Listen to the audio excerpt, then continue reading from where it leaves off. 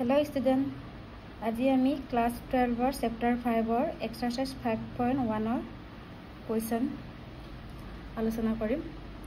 এক নম্বৰটো আছে প্ৰমাণ কৰা যে f of x equal 5x minus 3 ফলনটো x equal 0 x equal minus 3 আৰু x equal 5 ত অবিচ্ছিন্ন। prove that fx equal to এটো দিয়া আছে হয় না আৰু x equal 0 x equal minus 3 and x equal 5 to continuous বুলি দেখাব লাগে। এতিয়া আমাৰ প্ৰুফটো চোৱা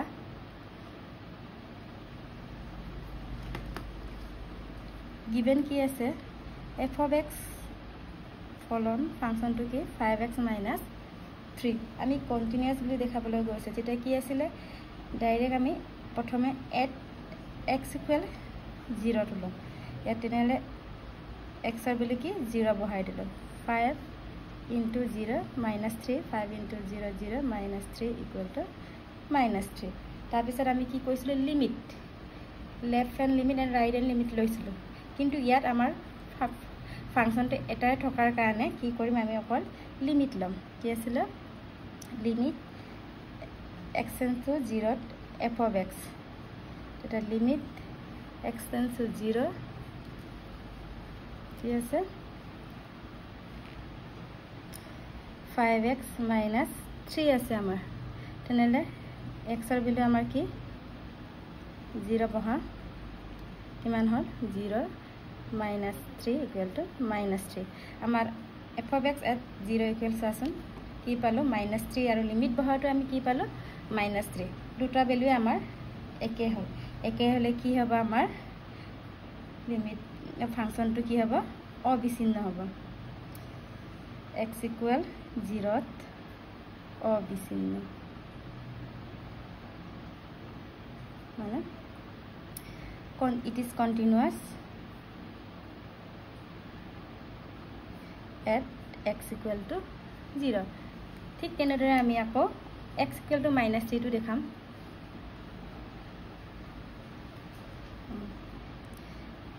at x equal minus 3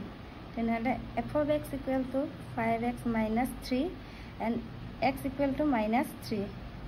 5 into minus 3 minus 3 5 into minus 3 minus 15 minus 3 equal to minus 18 আকৌ আমি কি কৰিম লিমিটত বহাম লিমিট x tends to কি আছে minus 3 আছে তেনেহলে f of x এটা limit x tends to minus 3 f of x equal to 5x minus 3 তেটা আমি লিমিট বহাম x are 5 into minus 3 5 into minus 3 is minus 18 minus minus 15 3 minus 50 and minus 3 minus 18 এতিয়া সোয়া direct বহাটো আৰু আমাৰ limit বহাটো ভ্যালুটো কি পাইছে আমি একে পালে কি হবে আমাৰ continuous therefore x equal to minus 3 অবিচ্ছিন্ন মানে it is a continuous at x equal to minus 3 again আৰু কি আছে আমাৰ x equal to 5 to at x equal to 5 function is f of x equal কিমান আছিল আমাৰ 5x minus 3 আমি x এৰ ভ্যালু কি এবাৰ 5 বহাই লম 5 5 are 25 minus 3 equal to 22 আকৌ আমি কি কৰিম লিমিট বহাম limit x tends to 5 f of x and f of x equal to 5x minus 3 আৰু x এর ভ্যালু কি 5 কিমান হ'ব 5 5 are 25 minus 3 equal to 22 এতিয়া চাচোন একে হল নাই বেলেটো 22 তেনেহলে কি হ'ব আমাৰ x equal 5 ত অবিচ্ছিন্ন হ'ব it is continuous at x equal to 5 যদি একে নহয় কি হ'ব আমাৰ ডিসকন্টিনিউয়াস হ'ব বিচ্ছিন্ন হ'ব নেক্সট আমি আকৌ 2 নম্বৰ কোৱেশ্চনটো চাওঁ 2 নম্বৰ কুৱেশ্যনটো কি হৈছে f of x equal to x square minus 1 x equal 3 অবিচ্ছিন্ন হয়নে পৰীক্ষা কৰিব কৈছে কন্টিনিউটি হয়নে দেখাব লাগে এতিয়া আমি কি কৈছিলো at x equal কিমান 3 তেনেলে f of x equal কি আছে আমাৰ given 2x square minus 1 আমি x ৰ ভ্যালু কিমান বহাম 3 বহাম 3 square is 9 minus 1 18 minus 1 17 তেনেকে আমি লিমিটত বহাম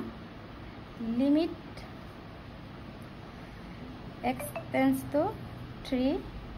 f of x limit x tends to 3 f of x is 2x square minus 1 এতে x ৰ ভ্যালু কি 3 বহাই দিও